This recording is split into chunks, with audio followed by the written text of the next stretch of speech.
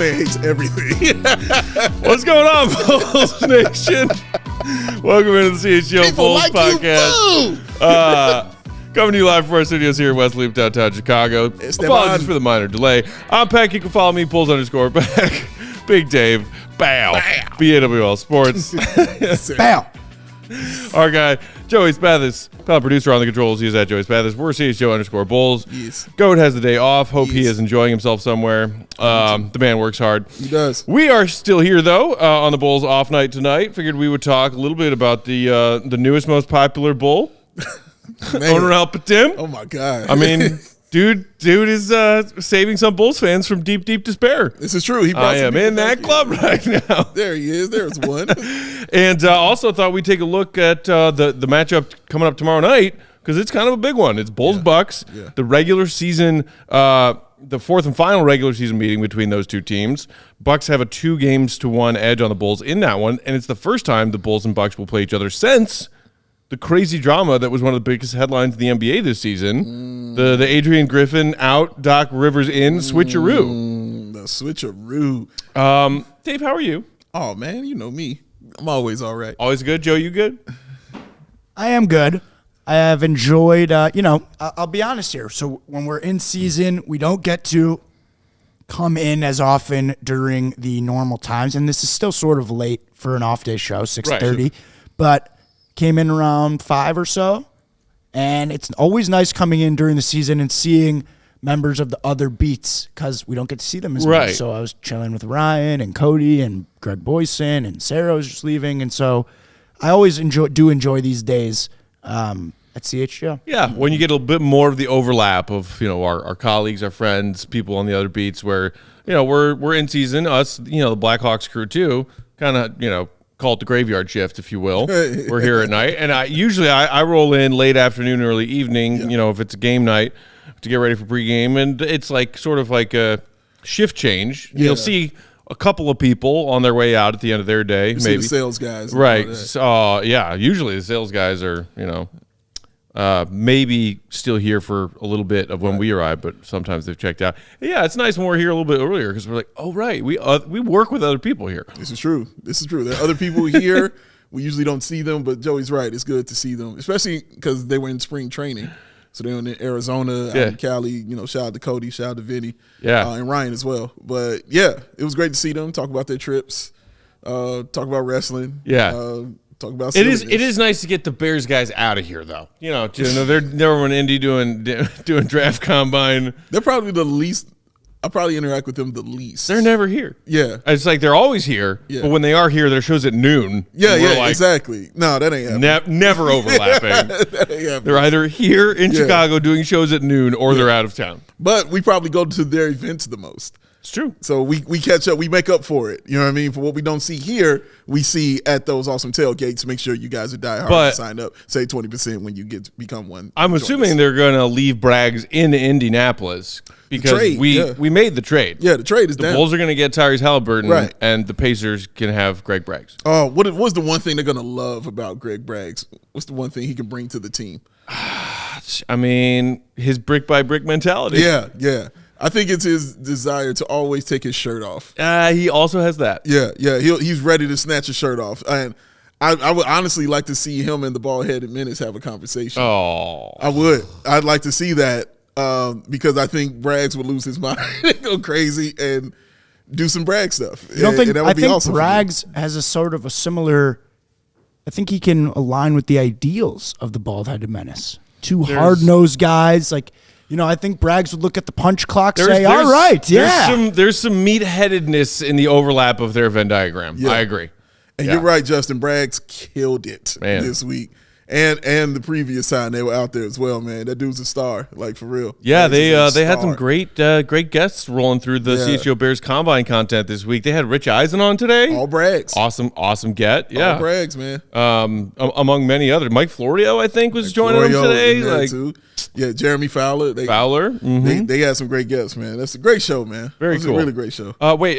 Speaking of our Bears crew, did you want to touch on something that Carm did before we dive into our Bull stuff today? Oh, my gosh. Because it's tangentially Bulls related. And I love it so because it was very – I thought it was up your alley more than anything. You know what I mean? But it's Bulls fans related, so you got to love it and you got to watch it. But Karn was talking to Trey Knox, who is a tight end from South Carolina, right? Who's at the combine, and the young fella was thinks LeBron James is better than Michael Jordan.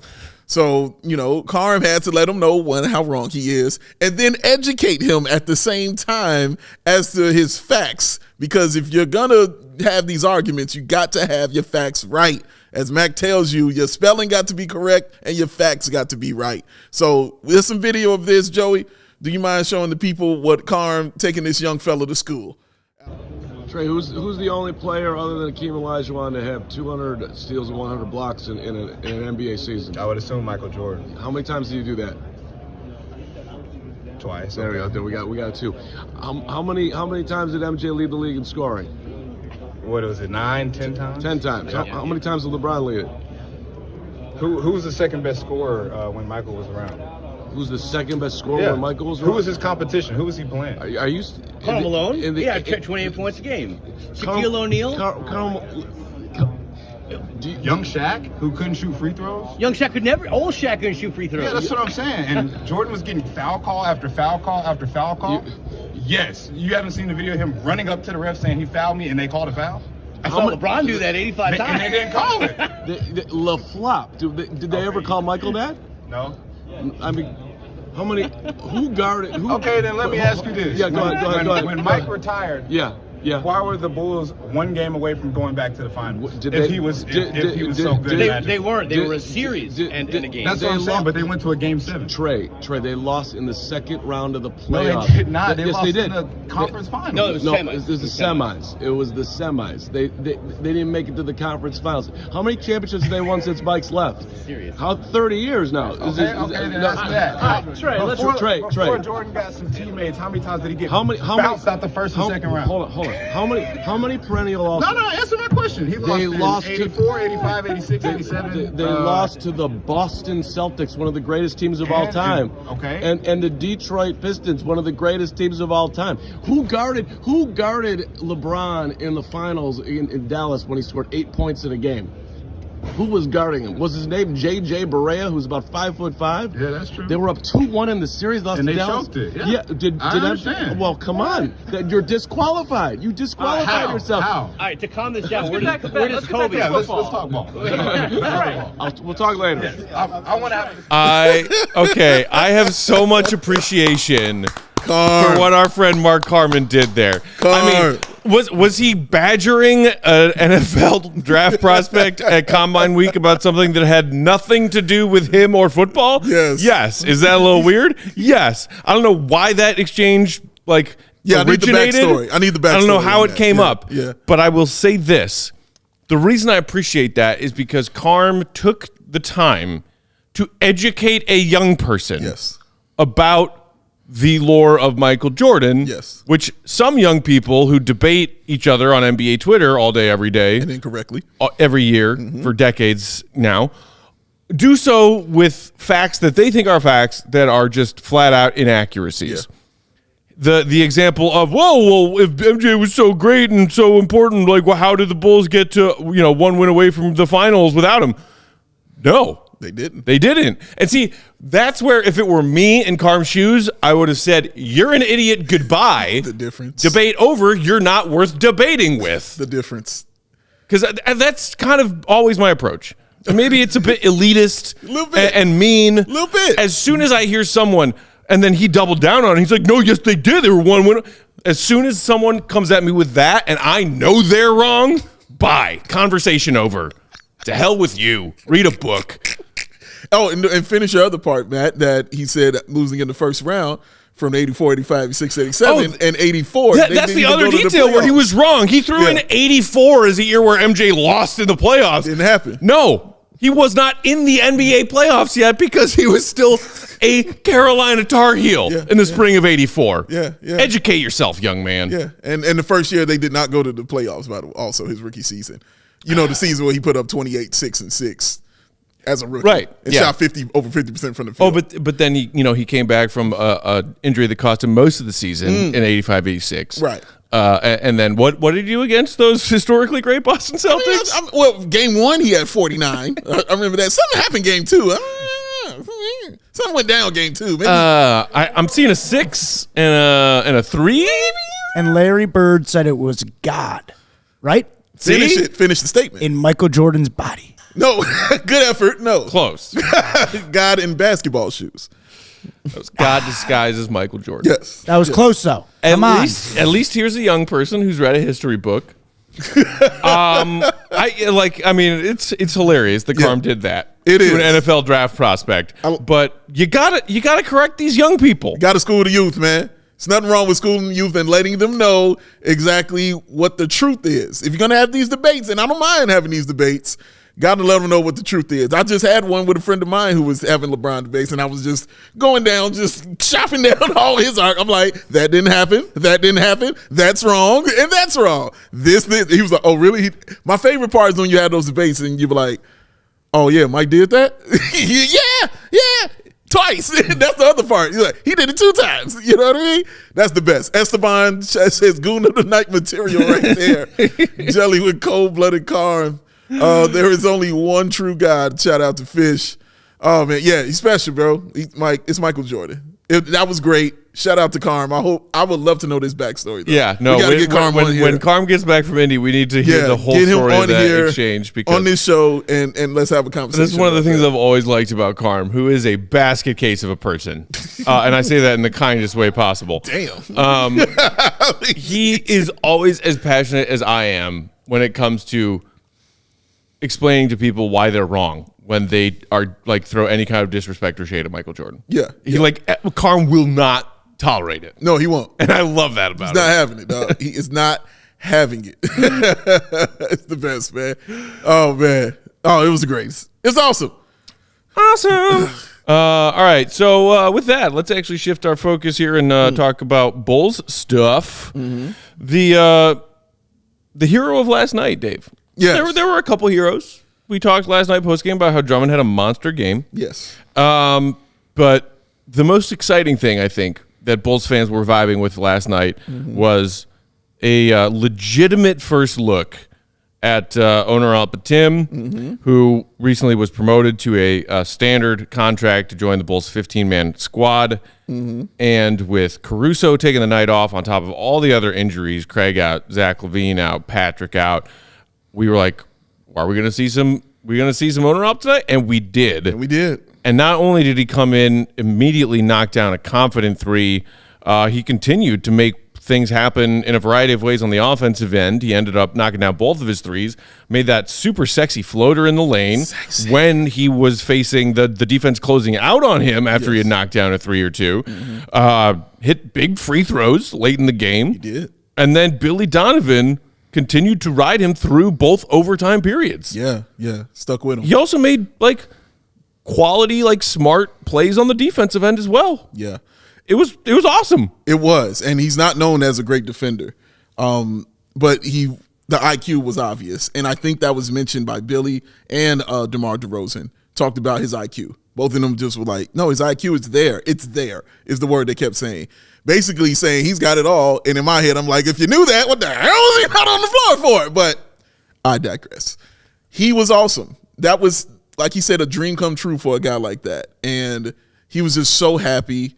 His father was there at the game to watch that as well. He said, he's also said he's sure his mother was watching from back home, from Turkey, I believe he's from. Turkish. Turkey. Yes. So yeah, it was really cool to see him do that. But no, it didn't look overwhelming at all for him, Matt. It looked like, yeah, this is what I'm supposed to do. And he so much said those things. I wasn't nervous or anything like that. He was like, 'cause this is what I do. This is what I'm put here to do. Get out there on the floor and play basketball. He said it was more like a dream come true than it was anything for nerves. So that shows me, yeah, put him on the floor. That dude is ready to play in any kind of environment, he showed you in that kind of environment, he can still thrive and help your team. You mentioned the defensive end, and he talked about it's been probably the most difficult thing for him is the defense is not the same because the terminology and the way they do it here is much different than how they do it where he's from. But he credited those guys with teaching him and showing him, where you need to be, on the floor. Caruso, he credited Kobe, he credited Ayo. Those guys always, and Vooch as well, showing him where he needed to be and how he needed to play that defense. So it led to those plays like you saw him diving on the floor, getting that loose ball, and that was awesome. It led to him getting that rebound after that Kobe White block with one hand, by the way, because Donovan Mitchell was grabbing the other one. So those kind of plays, we haven't even talked about the offense, you know what I mean? But it's just those things is what's going to keep you on the floor. It wasn't the scoring. It was that defense. Yeah. And Billy Donovan loves that stuff. Yeah, he did. Shout out to our guy, Stefan No. He had a great little, minute and a half breakdown of some of Bitim's key plays last night, including highlighting him when he was off the ball on offense or also on the defensive end. He made a couple of really great hustle plays in transition defense scenarios, great help defense, knowing where to be in help defense scenarios when he was playing on the weak side of the floor, dropping into the low man spot to cover for Vooch when Vooch was rotating. And that's why, and DeMar said a lot of things praising Bitim after that game last night. Among them is something that I really enjoyed DeMar saying, which was, it's amazing to see a guy, you can tell he can play. You can tell the IQ is there. The feel is there. He can shoot the heck out of the ball. He's got a great feel for the game already, and it showed tonight. And that is high praise coming from DeMar DeRozan. And I think if you watch and if you go back and watch or go find the little video breakdown that our friend Stefan No did on Bitim's action last night, it shows because you can tell whether he's on the offensive end or defensive end, the way he's moving and spacing wise. I think other than one exception, which was the final possession of regulation, which was a DeMar hero ball fadeaway, and Bitim and Ayo were both in the right corner, stuck together, and the spacing was terrible. But that was one instance. Most everything else we saw from him was being very spatially aware and being in the right place at the right time, which is pretty impressive for a guy who up until that point had played 6 total minutes of mop-up time of NBA basketball. Yeah, and this is why it was so exciting, especially Bulls fans love a underdog story, a hero story like that coming in off the bench. Bulls fans love Rocky. That's basically how I put it. Bulls fans love Rocky. And this guy coming in like that, but not only being that way, but also just being a good guy, being a nice guy, and everybody on the team kind of loves him. But even talking about the offense, Matt, I was watching him just how he was moving in the sets, on the offensive side, and it was never out of place. He knew when to cut. He knew when to give that space to DeMar. He knew when to fan out. He knew when to come off of that screen and shoot the ball. He knew the first 3 he hit was a Vooch cross-court pass to him over in the baseline, over in the corner, and he stepped back into the three-point shot. Before the ball even hit him in the hands, he stepped back into the three-point shot and took that shot like that, man. That's IQ. That's the stuff we're talking about right there. That's that IQ. The other three-point shot was just ones that shoot coming off, a curl action right there as soon as he got it. And the defender closed out on him quickly, and it ended up being a pretty well-contested shot. And it was just a rise and fire. And you're like, man, how much have Bulls fans been crying out for players who can do that on this roster? Tell you, man, it's like, and again, all he did was hit 2 threes and play competent. But we have been starving. And Bulls fans are like, we're not worthy. Again, I've used that analogy before of when you're starving and somebody gives you a cracker and you're like, what is this, steak? You know what I mean? Like, we're starving for this. So when you saw him actually do those things, it's why Bulls fans are just, put him in and play him 48 minutes every night now. But he's earned himself some tick. Yeah. Like, for sure. Like, it's a couple of guys whose minutes are about to dwindle because he's earned himself some tick. And speaking of that, we got to take our first break here, but we'll come back on the other side. We'll keep this conversation going about the Bulls' new shining prodigy and whether or not we might see some changes in Billy's rotation in the coming final stretch of 23 games because of it, and also hear some of what he had to say about DeMar and how DeMar was showering him with praise and affection last night, because that was really cool to see too. We'll do that on the other side of this break. While we do that, you know what to do. Hit that like button. Do it. If you're hanging out watching us on YouTube, helps us out a lot. We appreciate it. Also, if you aren't already, subscribe the CHGO Sports YouTube channel because we're getting there, baby. 49.4K. Trying to get to 50K on our 2-year anniversary, which is coming up real soon. Y'all. Right on the other side of this weekend. Thank y'all for wanting to get us there, too. We appreciate it. We appreciate it. Dave, what do we got first today? We got the most unexpected, unscripted, and unforgettable motorsports experience for families in the world today. Should I take cover right now? Yes, you should. You should be worried. Because the Monster Jam returns to Chicagoland for an adrenaline-charged weekend at the Allstate Arena, March 1st through the 3rd, Friday, Saturday, and Sunday. Yeah, world's best drivers show off crazy skills in all-out racing in fierce head-to-head battles for event championships. Give me an explosion, Joe. Engineered to perfection, the 12,000-pound Monster Jam truck pushes all limits in freestyle, skills, donuts, and racing competitions. The Arena Series West champion will receive the highly coveted automatic bid for the prestigious Monster Jam World Finals to compete for the title of World Champion. That's what it would sound like if Joey had explosives for me. See world-class athletes in action performing the craziest stunts in motorsports. Experience big-time family fun at Monster Jam. Unexpected, unscripted, unforgettable. This is Monster Jam. See it live at the Allstate Arena March 1st to the 3rd this weekend. Link for the tickets in the description. Now, of course, there is Monster Jam trivia, Matt. You said I think I've done 2 and 4. Okay, so far. You got 1, 3, and 3A. Hit me with 3A. 3A. How much does each tire and wheel weigh? Joey's got to guess. Is it 6 tons? Is it 12 tons? Something in. I know that it is something in tons. It's 12 tons. 12 tons. Wait, got to be. say it again. Each tire. Each tire and wheel. 2 tons. 4,000 pounds. 645 pounds. That is more believable. So that's about, a little more than 25% of 1 ton. But so, yeah. Yeah, you keep going with tons on these, Joe. And I'll shout out to you for that, by the way. Joey, just let Joey have an obsession with tons. That's why I said shout out to him. I'm shouting him out for it. Somebody said the other day that my new nickname is Joey Tons. Joey Tons! Which I will regret telling you. Tons of Joey. We were going to get there eventually, Joe. Don't worry. I am a really big fan of hearing the phrase family fun in that voice. Family fun. Come on out for some family fun. Fun. Bring your children.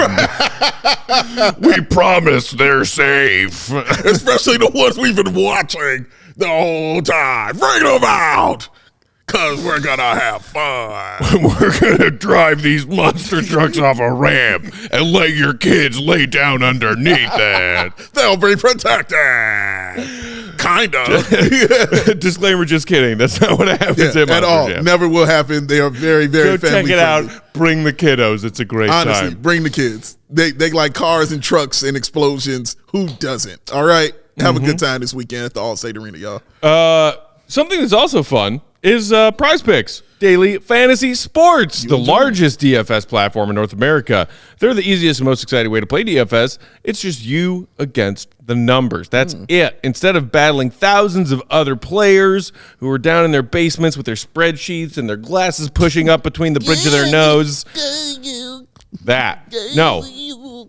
Sharks, pros, no. It's just you playing against the numbers. You pick more than or less than on anywhere between 2 and 6 different player stat projections on the game that you want to play, and then just watch the winnings roll in. Football season may be over, but action on the floor, on the hardwood, is heating up. Whether it's tournament season or the fight for playoff home court, no shortage of high-stakes basketball moments this time of year. God, I cannot wait for the playoffs. Yes. Get in on the excitement with Prize Picks, America's #1 fantasy sports app, where you can turn your hoops knowledge into serious cashola. Conference tournaments are here, which means the biggest moments in college basketball are getting closer. You can be a part of the action on Prize Picks for both men's and women's college basketball. We were taking in a little women's college hoops just over the office earlier this afternoon. Virginia and Notre Dame. We're going that. Right. Man. Also, shout out Caitlin Clark declared for the WNBA draft today. She did. Big She news. did. Big news. That's gonna be big. Hey, Fever, you want to just like give the Sky that pick? Why not? Just come on. Just to be nice, state neighbors. Yeah. It'd be better for the league. It'd be better for the league if she's in Chicago. Yeah, no offense to the Indiana sporting world, but you can now find also on Prize Picks community plays under the promos tab of the app to view entries from some of the biggest names in the Prize Picks community every week and see what those people are doing. Check out their scores. Maybe pick up a tip for yourself. A little bit. Prize Picks is really simple to play. I can make my picks and submit them in less than 60 seconds. Oh. Really quick. Hey, here's a play I want to make. I was talking to our guy Cody from Cubs earlier today about some of the picks he was making today. And I was like, ooh, I like that. I might tap into some Prize Picks action myself tonight. They also have that injured player insurance on Prize Picks, which is a big bonus, something that I think a lot of DFS players have been frustrated about in the past. Not at Prize Picks. They will take care of you if a player leaves in the first half and doesn't return in the second half. Go to prizepicks.com/CHGO. Use code CHGO for a first deposit match up to $100. That's prizepicks.com/CHGO with promo code CHGO to get that deposit match for $100. Pick more, pick less. It's that easy, baby. It's that easy. Mm-hmm. Pick it. Ooh, there's another contestant being thrown into the ring for new Onuralp Bitim nicknames. Okay, hit me. Obi Wankanobi from King Cap. Not bad. I don't know. Rob and Antle in the comments saying Obi has the force. I like it better than, what was the gross plunger one? The Turkish plunger. The Turkish plunger? The Turkish plunger. I am vetoing Turkish plunger. I like it. I like Turkish plunger, dog.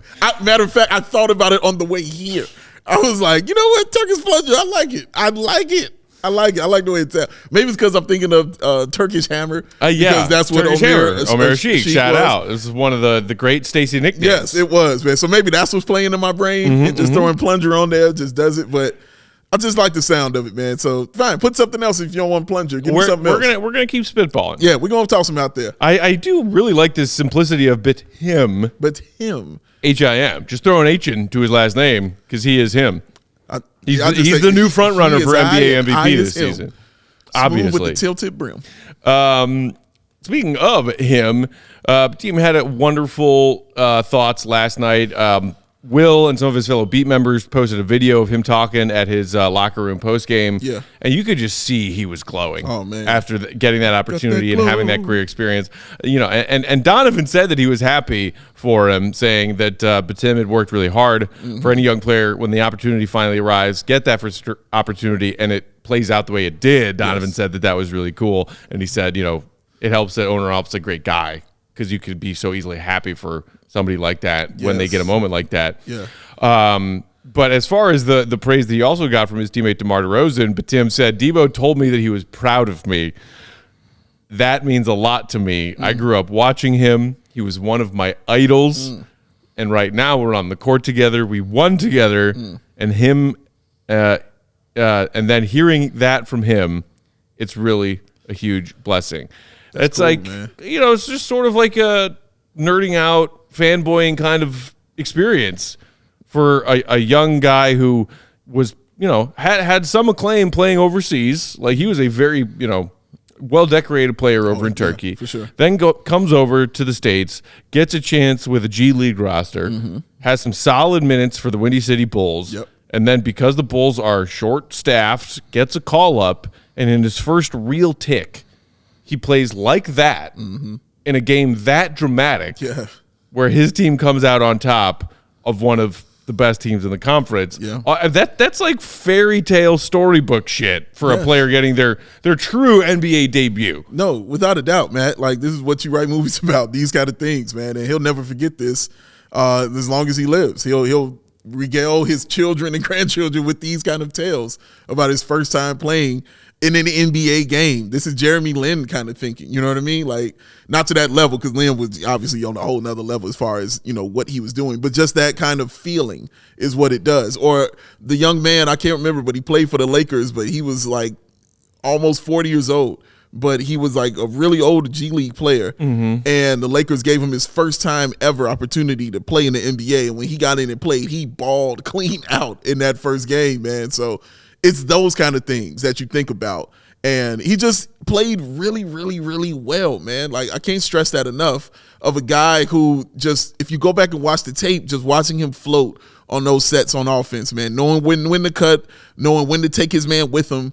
And now hitting a couple threes means the defense can't double team certain guys, like DeMar DeRozan, who went into one-on-one all the time because they couldn't leave him. And he was like, wow, this is fun. One-on-one. Oh, my God. Kobe will experience some of that. But having Bitim and Kobe and Ayo out there as your shooters will absolutely spread the floor and give you more space. Not talking about Vooch. It didn't matter to centers because the centers changed, because obviously Vooch fouled out, who had a good game, but he fouled out. hit the towel boy too in the face also when he did it, man. Shout out to that dude for being strong. But when Drummond comes in, he continues his wrath of grabbing those rebounds. So the center didn't matter, but the shooters that you had around him, but especially him, because it wasn't the fact that he was shooting, it's the way it looks. People understand when they see shooters. Yeah. They're like, oh, dog, you got to, dude. The fluidity of it. Whereas, like, even as much as Ayo has improved his 3-point efficiency this season, his form is still a little wonky and weird, and he's got this weird like stagger step front back. I don't know if you've picked up on that recently with Ayo when he's shooting his threes. His stance is weird. His release is still a little slow. Yeah. We've been getting on Patrick Williams for years, trying to get him and his form and the release of his form to speed up a little bit. Yeah. And then, like, when you comparatively see a shooter who's just like, oh, that's a shooter. Yes. When he has the, coming around curl screens, catch and shoot opportunities like the second three he made last night. Very beautiful. The wherewithal as his first made three last night that you pointed out in the front half of our conversation, where he was spatially aware to, okay, I think I might be able to get a swing pass from the opposite side of the court right now, and I'm going to step back behind the 3-point line as that pass is arriving in my direction so I can have a quick catch and shoot. That is stuff shooters do. Right. People can turn themselves into respectable threats behind the 3-point line who aren't shooters. Right. And I think the Bulls have, over the last few years, to many Bulls fans' frustrations, had a bevy of players who at some point in their career may have turned themselves into a respectable threat, but they are not shooters. Yeah, and that word right there is what I like so much, is threat, because respectable threat and a plain old threat are two different things. When Bitim, the way he shot that and the way he hit that, he immediately became a threat. They knew that they could not leave him. They knew that we couldn't cheat off him because of the way that form looked and how pretty it was. They might cheat off of Ayo, and Ayo's been killing him. Thanks for cheating off of Ayo, by the way, because he's continuing to kill him. They might even cheat off of Kobe because he can be streaky at sometimes. But guys like him remind me of guys like J.J. Redick or someone who is just going to be a threat no matter what. We can't leave him, guys. We just can't leave this dude open. Put somebody on him. I don't care how tall or big they are. Somebody's got to stay with that player. That's what Bitim can actually be for the Bulls. And that will make it so much easier for guys like DeMar or even Kobe when he's breaking down guys one-on-one. It's just being a threat. When you are threatening people, they won't leave you, and they will put somebody on you because they don't want to be cooked. It's that simple. Shout out to my buddy Matthias, who is in the comments, threw us a super chat saying, I'm loving these Noach comparisons that Bitim is getting. Amazing with the Nocioni vibes. Nocioni, by the way, shout out to, I can't remember where it ended up, from which account in my Twitter feed, but somebody posted a vid of a Noach poster today, because it happened on leap year, whatever, like 2006 or whatever. Tom Chambers dunk, as I call it. Yeah, the one where he just absolutely elevated, just disrespected another human being. That's when he became him. I remember that. And yeah, I have seen some Noach comps been flying around recently. And not just the lazy Eurocom, but it was like, maybe a similar skill set. Mm-hmm. I loved Noach. Had a Noach jersey. Noach was great, when man. I was little, I had a Noach jersey. I mean, the only person, because of the fervor that he played on an NBA court with, where I could be like, yo, your hair is a catastrophe, but I'm going to let it slide because you're balling. I mean, like. Oh, man. Shout out to Noach. So, some of the shaggy Nocioni hair seasons were like, dude, what are you doing? Yeah. What are you doing? You're right. I think the feeling of when Noach came on the scene, it was very similar to that kind of feeling of yesterday. You're right. That guy doesn't look like a baller, and then you watch him play, and you're like, yo, this guy can play. But Bitim, dude. No, Bitim, for me, he looked like a baller for sure. Like, Noach didn't look like a baller at all. That hair and that jersey and all that, he just looked like he was like, all right, put him out there. We stink. Let's put him out there and see what happens. Oh, snap. No's going off. But Bitim, man, when you see the dude with the sleeves off, I was sitting over there talking about that all the time. Like, look at him. He got the guns out. Put that dude in and let him shoot. Like, everything about him looked like I play basketball and put me in the game, coach. Anthony in the comments said, I do like his b-ball IQ and the fact that he can shoot. Why did it take so long for him to get guaranteed contract and for him to be up here trying to get minutes? Yeah. I mean, fair questions. Fair. I think why did it take so long for him to get a guaranteed contract? They had him on a two-way. If the Bulls felt that they needed him earlier, they probably would have brought him up earlier. And then I think it was sort of and this is not intended to be offensive to Bitim, but like, I think the Bulls brought him in as the final 15th contract for the remainder of this season when they realized that nobody in the group of buyout market candidates was looking the Bulls' direction. And they're like, well, okay, we'll just promote this guy that we have in-house. Yes, correct. The Bulls love promoting from within. Oh, yeah. It's one of their go-to moves. He's right. But so, like, I think the more important part of that question that Anthony asked is, okay, now that you figured out in last night's game that this guy can play, and not just he can knock down a shot if he's open, but he did a lot of other things in that 28 minutes off the bench to display to not only Bulls fans watching, but the coaching staff and his teammates, I can make things happen out there for us in a good way. Heads-up plays, being in the right place at the right time on offense, holding his own on defense. So now what? Yes. And the what meaning, how many more minutes is he going to get? That's the question. Because Caruso, the update today was still questionable whether or not he'll play tomorrow against the Bucks. But even when Caruso comes back, you're still shorthanded to a degree.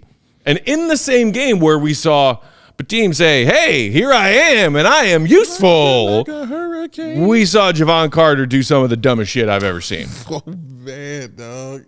And there has to be a valid question posed towards Billy Donovan the next time our guy Goat and his fellow beat members talk about his rotation. Yes. Because I think Bulls fans also, we don't want to see Dalen Terry lose any minutes. We don't want to see Julian Phillips lose any minutes. Right. But we also, Bulls fans looking for the new next shiny thing to distract us from a season that is I think we could all agree that most of us want to see more minutes from this guy who we saw first real minutes from last night. And how does Billy handle that, Dave? Yeah, without a doubt, man. You want to see more. And Billy, right now, he's in an okay position.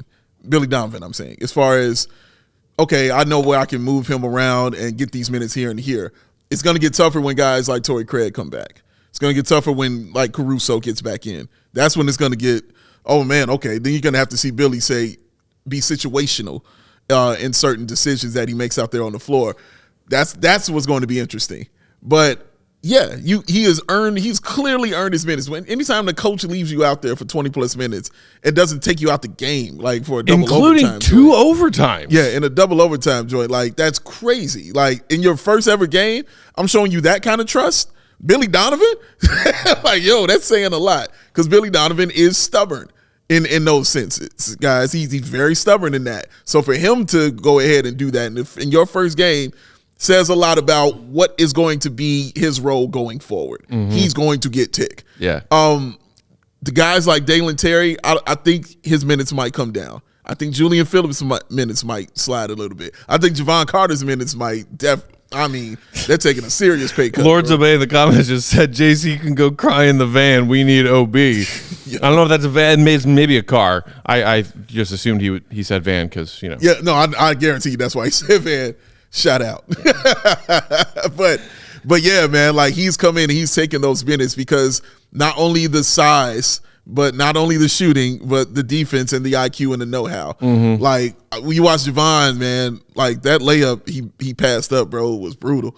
That was brutal, bro. Like, I mean, it was brutal. One of those instances where as a Bulls fan, you're watching something and I'm like, wait, am I crazy? Yeah. Or did I actually just watch that happen? Yeah. Because that makes no sense. Yeah, it as was a thing tough. that happened on planet Earth.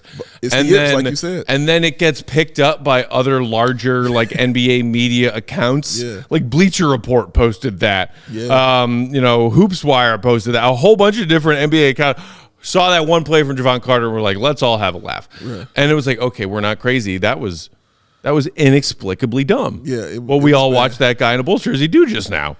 It was bad. But I think you're right. Like saying he's got the yips. I don't think there's anything else to it. Right? What else could explain it? Yeah. Because that was the weirdest example we've seen. Yeah. But even before that, in last night's game, which was just, the most recent of several examples, when Jevon has an open look behind the 3-point line and he changes his mind halfway into looking like he's going to rise and fire. And he has never, at any point before in his career, been a player who questions himself when he thinks he's ready to shoot. Nope. That has defined who Jevon Carter is. Yes, it is. And made him such a valuable piece for the Bucks, for the Suns.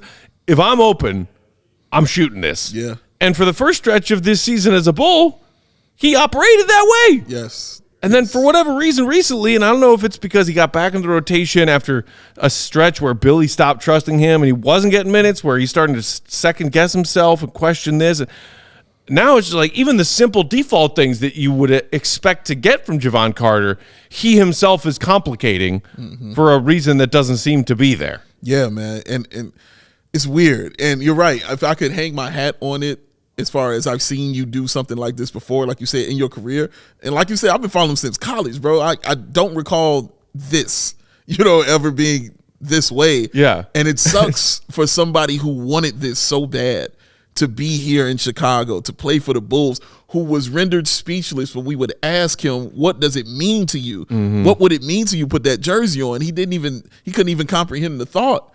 He didn't even have words for it, man. Like, because it meant that much to him to do it. That's why it sucks so bad. And again, a guy that everybody had some high hopes for also. Yeah. Andrew in the comments saying, I'm sad. I thought JC would be a good signing. I think a lot of us did. Yeah. Just knowing what he could provide and filling a hole that the Bulls roster clearly had last season. Correct. As far as what he could offer. And some of us even earlier this season when Kobe got out to a rough start saying, hey, like throw Jevon out there with the main three. Yeah. Because we haven't seen that. We're like 20 games into the season. We still haven't seen Jevon share the floor with DeMar, Zach, and Vooch. Like, what's up with that? Yeah. Show us something else that you haven't shown us yet. Because he was hitting shots. He was hitting his shots and being taken out the game, bro. And then after that, he just wasn't the same, man. But this kind of stuff right here, even the missed layup we saw in Detroit the game before, like he missed a layup, bro. Like I don't know what's happening with him, bro. I hope everything's cool with him, off the court. But man, those hips, man, they're kicking him. But Bitim is stepping into that role. He is. He really is stepping into that role. As Colin Calling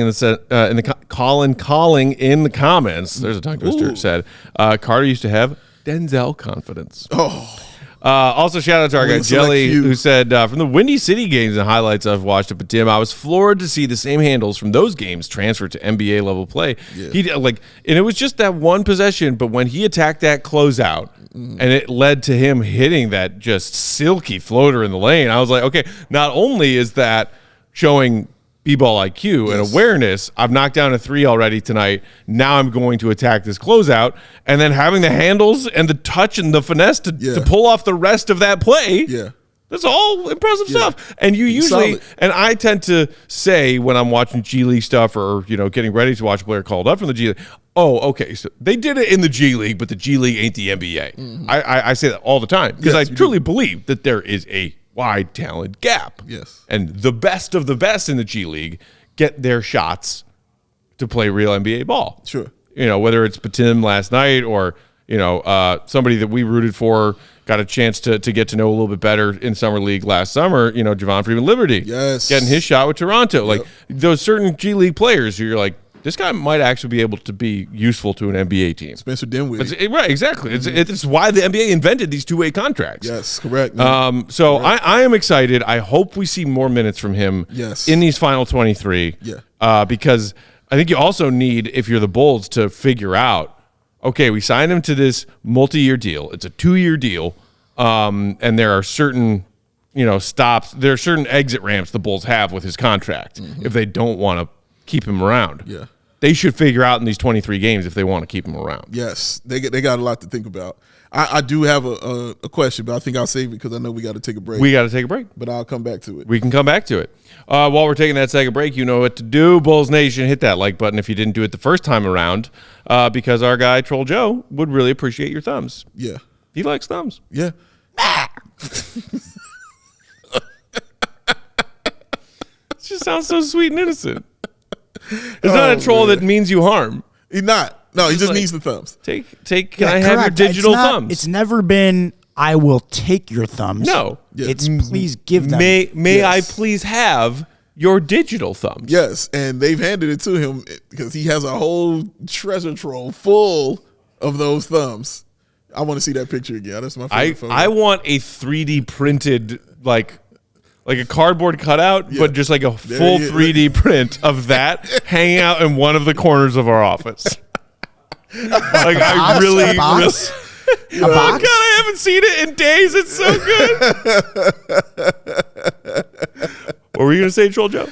Oh man. What do you want the 3D cutout of Troll Joey or of the that box? picture? That graphic you made. I want Troll Joe. I want the treasure chest. I want the thumbs in the treasure chest. I want all of that 3D printed. Yeah. And standing proudly somewhere in our office. Right, like space. a little bobblehead or something. That'd be cool. Not bad, Joe. Not bad. Maybe a talking bobblehead like this Swirsky here. You press a button and his bobblehead goes. Oh man, I wish I could press a button to get a car.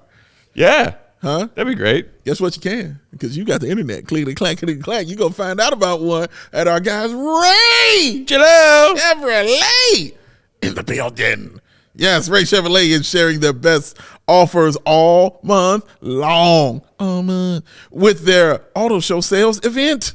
Make your way to Ray Chevrolet, that rhymed, on Route 12 in Fox Lake to join in on the savings. As one of the top-selling Chevy dealers in the Midwest, you'll always be able to shop one of Chicagoland's largest Chevy inventories. Plus, you can find the perfect tailgate vehicle at Ray Chevy because they are offering 0% financing for 72 months on new Silverados, and they got over 100 of them things available and ready to go.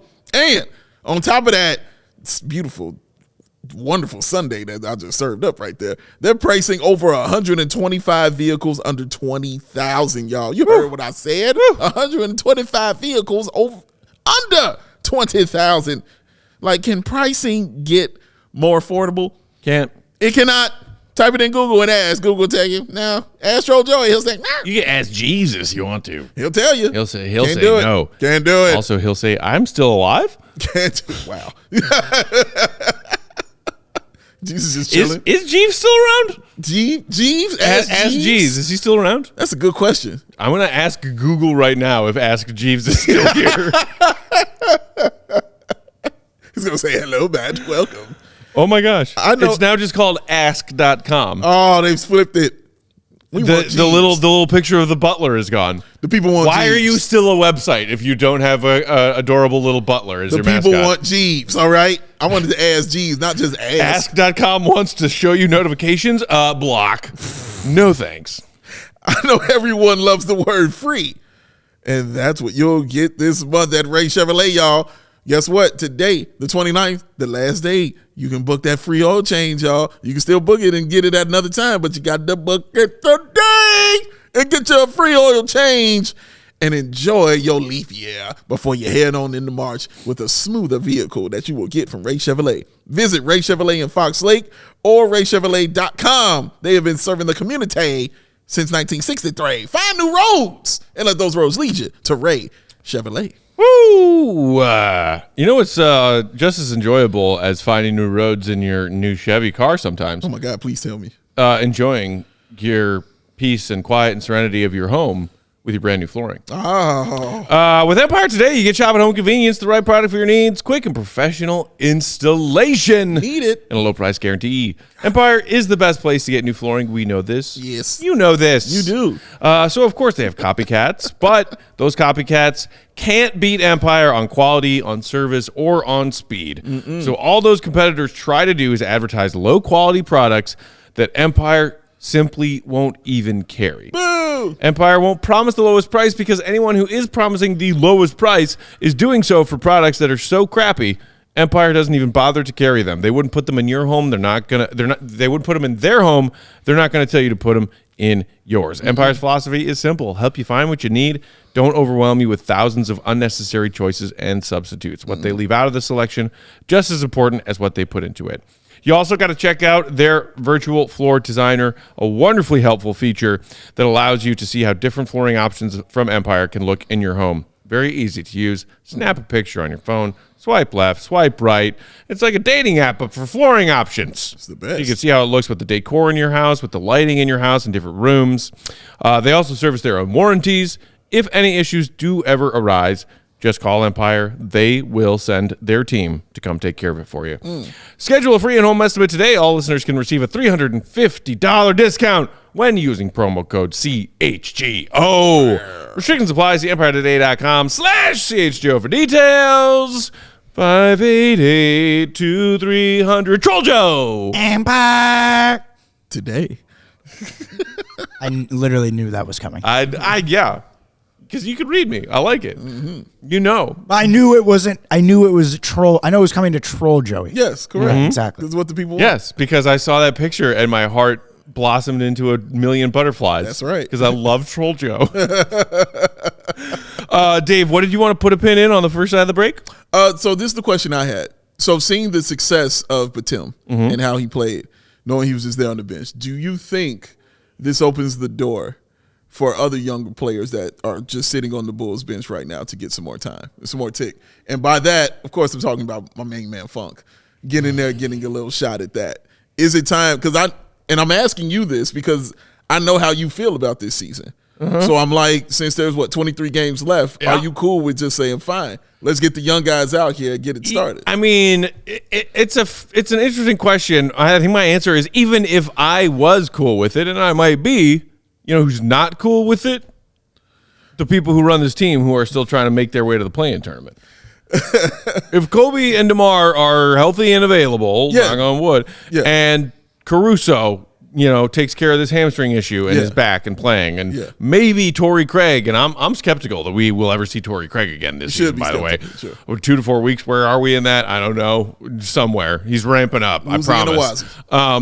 But if the Bulls start to get some of these pieces back, they will use these pieces that they have entrusted to play a larger role for a larger portion of the season than throwing out any of the other random, Sonogo or Funk or, Henry Drell, who they also added to one of those spots. Well, let me take it then from where it is now then, as far as the injuries and these guys being out. You still, Bitim does not answer all your issues there at the guys that are injured and guys that are out. You still need more wings. You know what I mean? You still need that help. And you have guys with that size and with that shooting on your team. I don't know much about Drell. I've seen him play, I more so want to see Funk because I like the way what I saw when I saw him out there. Sonogo maybe, gets an opportunity. I don't know, but I don't see it happening in the final 23 games of this season. Yeah, I don't see it unless happening. Vooch or Drummond get hurt. Correct, exactly. Which let's hope that doesn't happen. And he'll go Terry Taylor. You know what I'm saying, before any of that stuff occurs. So, but guys like that make sense. I should say it like that. Young guys that make sense in this scenario, because I'm not talking about sitting Kobe and just riding it out and just going Walter Lemon Jr. You know what I'm saying, on guys and putting out young guys like that. I'm saying clearly they still are trying to win and do things.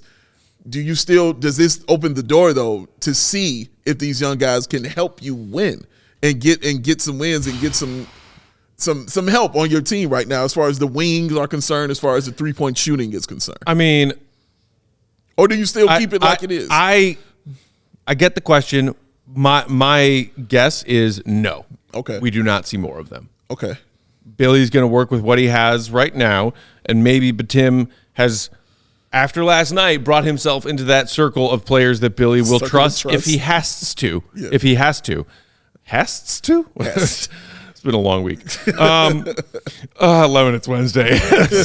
I don't think so.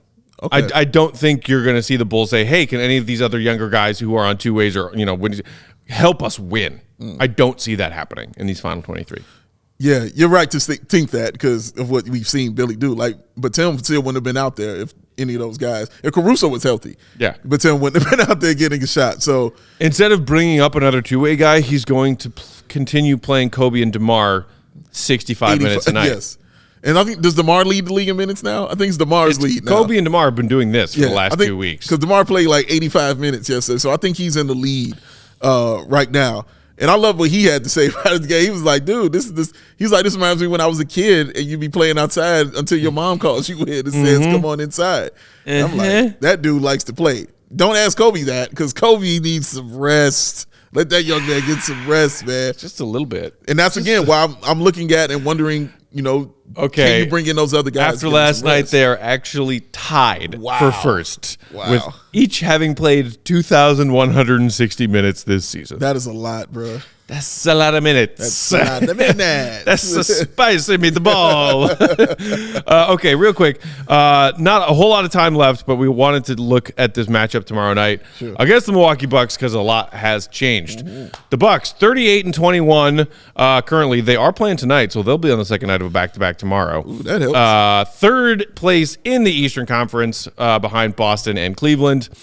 The Bucks said, hey, Adrian Griffin, thanks for this great start to the season record-wise, but we don't like you. Get out.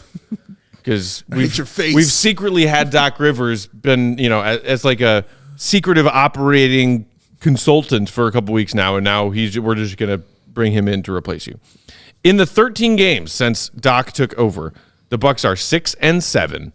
They have the 19th ranked offense in the NBA, which not great. It was worse. I think they were like in the low to mid 20s at some point. Oh, there you go. In those 13 games, they do have the 6th best defense in the NBA, a huge improvement because the Bucks defense was flailing. Correct. They are a +4 net rating, 11th. So just kind of back end of the top third of NBA teams. I got a couple interesting notes from Jamal Collier's recent write-up from a few days ago about the Bucks and this transition to the Doc Rivers era. They have improved from previously a bottom 10 team in specifically defending on-ball screen situations to now being a top 5 NBA team in defending on-ball screen situations. Oh, wow. So maybe you give Doc some of that credit. Maybe you also give our old friend Pat Bev a little credit on that. Uh-huh. They're still having offensive issues, though. Part of that is a contributing factor. Dame has been ice cold. This stat is from Collier's write-up from a few days ago, so it's not supremely accurate from their last game or maybe the last 2 games. But since January 1st, Dame dead last in NBA players in field goal percentage with with a minimum of 300 field goal attempts. Since January 1st, minimum 300 field goal attempts, Damian Lillard has the worst field goal percentage in the NBA at 40.1%. That don't even sound right, bro. I don't even like how that sounds, man. And, I mean, he's been going through a lot. He's been dealing with stuff off the court, and he's been pretty open about it, about what he said. Like, just recently, he talked about how lonely he is in Milwaukee, bro. He's like, I have no friends in Milwaukee. My family's not here. Yeah. He's like, I'll be watching. I can't remember what he said on you. It was a boxing show on YouTube. He said, I've been watching it, clicking it 100 times, praying it's something new that comes up over here on this channel so I can watch it. So going through a divorce, dealing with that, all your family still being in Portland, you in a whole new city, and you never really truly wanted to leave, but you saw the writing on the wall kind of situation. But yeah, man, it's been tough for him. That's why I thought the All-Star game break was great for him. Winning 2 of those events, being the MVP, also was great. When I say 2 of them, I meant the MVP and I meant the 3-point contest. Right. But that's great for him, and I hope that stimulates something in him to get his mind right, get back, because he's too special of a basketball player to be the worst at anything in the NBA, bro. That dude is special. But, yeah, and it's so weird. The Bucks is like, I don't feel like anything's been fixed, even with this coaching change. Yeah. Right? It just feels like you're kind of the same. They've gotten a couple of wins recently. Like, I think they had a rocky start right when Doc took over. Sure. And then that was like one of the big headline a couple weeks ago when Doc was like making some excuses about like, hey, it's hard to come in and take over midseason. It was like, he took over a team that had 30 wins, and way fewer losses than those wins. But like, I think they were 4 or 3, like 3-7, and now they're 6-7 in these games under Doc. So maybe they're trying to finally get some things pointed in the right direction. I think the defensive improvement is huge, because it looked like for a while that might be the thing that sunk them is, wow, we made this big gamble. We've got Dame. We let go of Drew Holiday. Mm-hmm. Can our defense hold up and still be at least average, maybe even a little bit above average, if not elite, without Holiday, while giving ourselves this punch of Dame, a late game, close game threat like Dame that we haven't had. It's been their undoing in a couple of playoff series in the Giannis era. True. Is if it's not give Giannis the ball and let him, freight train his way to the basket and it works or it doesn't, we have no other options. Right. Shout out Grayson Allen, who ended their season because he had the ball in his hands and didn't know what to do. Captain. The crazy thing is that their offense is still just not there. Yeah, it's not there. It's so weird for them, and also can't leave out Chris Middleton not being out there either. Right. Doc hurts. gave an update on Middleton today. Okay. He said Middleton might be with the team when they play the Bulls on tomorrow. Probably not going to play tomorrow. Yeah, still out. Yeah, and I was looking today. It's Charlotte. Like he's definitely out. Yeah. So those things hurt, and you look at the replacements who they've got. Jay Crowder. Who's being the starting lineup tonight. Malik Beasley, great shooter, can't play defense, to save his life. And you would think of guys like that, when they can offer, one kind of thing, would give you something, and it hasn't been that way for them, man. It's been really weird. It's been really weird and tough for them, man. And Giannis has still been great. Giannis has been Giannis. But now they also added Pat Bev to the mix. So I don't know what that's going to do, but we'll see it. It doesn't hurt having the Pat Bev on your team, but we'll see what it adds and helps, to them on their roster. But Bobby Portis has been Bobby Portis and been very solid all season. But yeah, they're still the Milwaukee Bucks. They're still third in there for a reason. Like, they're still good. Yeah. It's really, really weird, watching that team. Because people had them, like, when they made the Dame trade, I remember doing the show, we all were like, oh, it's a wrap. You know what I mean? Like, they got Dame and Giannis. Give it to them, dog. They're going to the finals. And now it's like, I don't even know you. I don't even know you, man. I mean, I did say I was worried about their defense. Sure. And now it's like Doc came over, they added Pat Bev off the market, and they traded him, right? It was campaign, right? Yeah, it was a deadline trade. And now I'm like, okay, they've beefed up their defense a little bit, but their offense is still just like in the mud. Yeah. If Dame pulls himself out of a shooting slump, that'll go a long way. Whole monster, yeah. All right, so that's the Bulls on deck tomorrow. It's a 9 p.m. Central tip-off, even though it's at home, because ESPN, like us. Get your shit together. Get it together. No pregame tonight. We will have tomorrow night. We will have live postgame for you guys late night, Friday night, following Bulls Bucks. We will talk to you then. In the meantime, follow our guy Will to Go, Will_Golly, Big Day Bow, BWL Sports. I'm Bulls_Peck, our pal producer. He is a troll, but we love him. Joey Spathis, he is at Joey Spathis. CHGO_Bulls is our team handle. We will talk to you tomorrow night. Hit the like on your way out. Subscribe. Help us get to 50K. Play our 2-year anniversary coming up soon. Appreciate you, Bulls Nation. See you right again. Love y'all. Peace.